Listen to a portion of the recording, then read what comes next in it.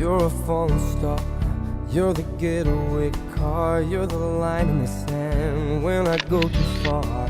You're the swimming pool on an August. 1995. It was our first year of high school. We were freshmen in Philippine Science. They had us play this game where we had to introduce ourselves to different people, to our new classmates.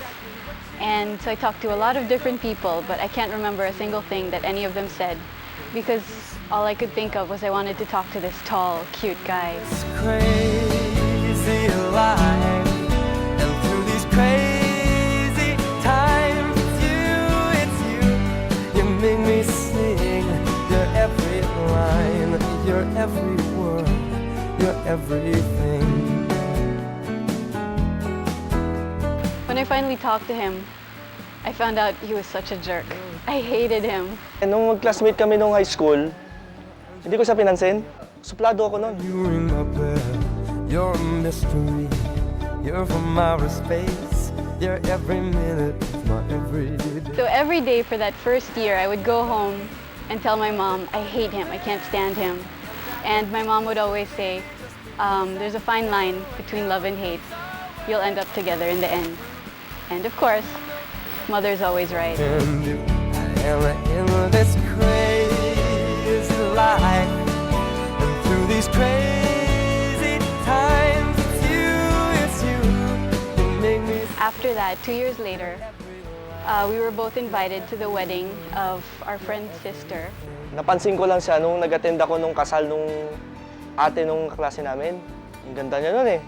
Kasi nakababa yung buhok. That's kind of where the love story began because we were both single and we were flirting with each other that whole night. Kaya sabi ko sa sarili ko, naku, hindi pwede naligawan, niligawan ko.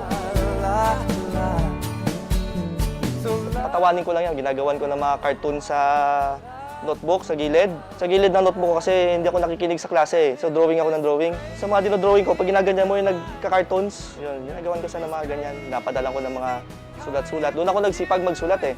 Tanda ko ng high school, bibili pa talaga ako ng stationery para lang makasulat eh. Your every word, your every. I don't know how it started, but I think I was bragging that I make the best oatmeal cookies in the world. And he said, oh, mine are pretty good too. So we ended up having a cookie contest the first day back at school, which happened to be January 5, same as our wedding date. We both baked cookies. Doon siya sa bahay niya, gumawa siya ng cookie, gumawa rin ako. Yung ginawa ko nasunog. And I won based on our judges who are our classmates. Kaya lang, pinahirapan ako ng 8 months ba, bago ako sagutin. It was July 18 that we became boyfriend-girlfriend. Tinanong ko siya, gusto mo bang maging girlfriend ko? Sabi niya, sure, why not? Tuloy yun, hanggang sa nag-UP siya, tapos nag-academy ako. Kasi ako, nag-decide ako na pumunta mag-academy. Eh, awa ng Diyos, napadala ako sa US, sa West Point. Siya, maiiwan siya dito. So, it was a big decision for us. The problem, baby. What's the problem? I don't know. Well, maybe I'm in love. Email kami, sulat. Gusto pa naman lang sulat-sulat nun eh. Mga love letters. Of course, yung email, tapos yung sa telepono. Pwede yung minsan nakakatawag ka, tatawag ka rin. This, just to cure it, 'cause I can't ignore it. If this love makes me wanna. Sa kanya ako nakakapaglabas ng mga pinanakit ko, sama ng loob. In turn, parang pinapagaan niya yung paghihirap ko doon, kumbaga. Pero siyempre, sabihan ka na, kaya mo yan, yan. Encouragement. 'Cause everybody's after love.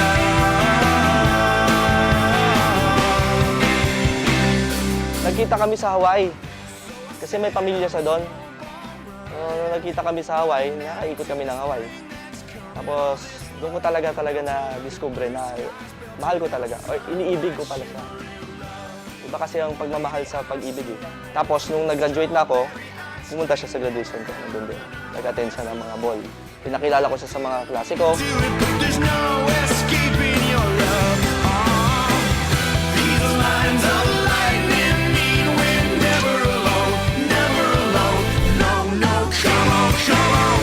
Proposal nangyari 1 year after nag-graduate ako, 2005. Naisipan ko na siya talaga yung nakikita ko na pag tumanda ako, siya yung makakasama ko. Kaya hindi niya alam, bumili ako sing-sing. Madami pa akong pinlano eh. Pinlano ko pa na gawing Ingrande, pinlano ko pa na imbitahin ng MYMP. May plan A, plan B, plan C ako. Pero ang nangyari sa huli, It was during our tech Christmas party, and he asked me to reach into his pocket because he had a surprise for me. tapos sabi ko, will you marry me? Sabi ko sa kanya. Hindi man niya ako sinagot, umiyak lang siya. I was so overwhelmed, and you know me, I'm so emotional, so of course I started crying. So I took that as a yes. Sa high school, nung first impression ko kay Becca, tahimik. Alam ko matalino siya kasi siyempre, mas nakakapasok yan sa dean's list kaysa sa akin eh. Mas masipag mag-aral yan. What I love most about him is that he's very optimistic. He always looks at the bright side of everything. Marami siyang mga accomplishment na hindi niya talaga pinagsasabi kasi very humble siya eh. I like that he's so talented, multifaceted. In so many ways, he draws, he's a musician, he writes really well too. That's what made me fall in love with him in the first place. Ito, pag may inumpisahan si Becca, kaya tatapusin talaga niya. Siguro namanan niya kay Direk sa father niya na pag may ginagawa, at yung detalye, tinututukan hanggang sa matapos. And he's intelligent. He can talk to anyone about anything because he knows so much about everything. Ang maganda kay Becca, she has an open mind. I used to love watching him play bass in his band, Ink, because he had this expression. I can't duplicate it. It's like a Zoolander expression. He used to purse his lips like... Very religious. Siya nga yung pumipilit sa akin magsimba every Sunday. With his sisters, he's very affectionate to the point that they get annoyed with him when he tries to hug them. Okay din magpatawa yan eh, pasimple lang. Siya, mas marami siyang mga hirit na hindi mo akalain na galing sa kanya pero nakakatawa.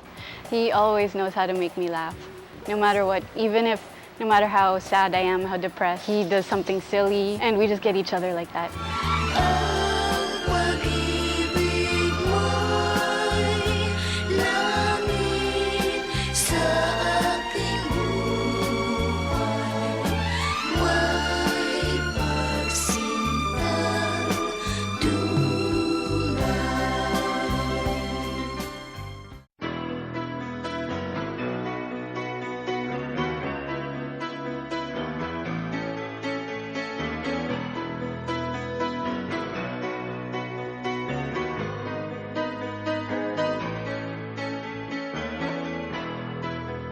Just a small town girl living in a lonely world. She took the midnight train going anywhere.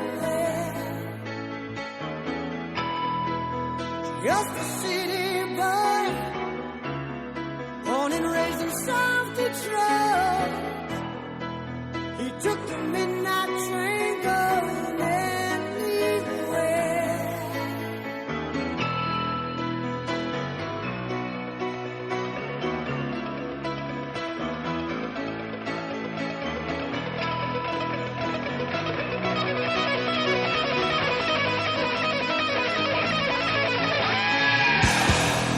A singer in a smoky room, the smell of wine and cheap perfume.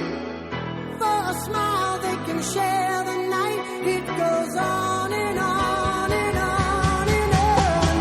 Strangers waiting up and down the boulevard. Their shadows searching in the night. Streetlights, people,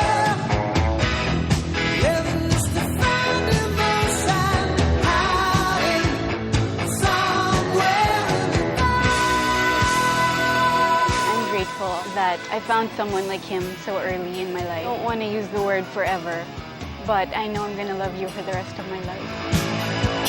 Bex, alam mo, we've been through a lot. Sabi nila, yung long distance relationship hindi kaya ng maraming couples, pero now we're getting married. Bex, since you came into my life, I became a better person.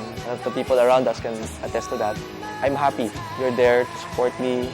I can always rely on you. I'm looking forward to spending the rest of my life with you.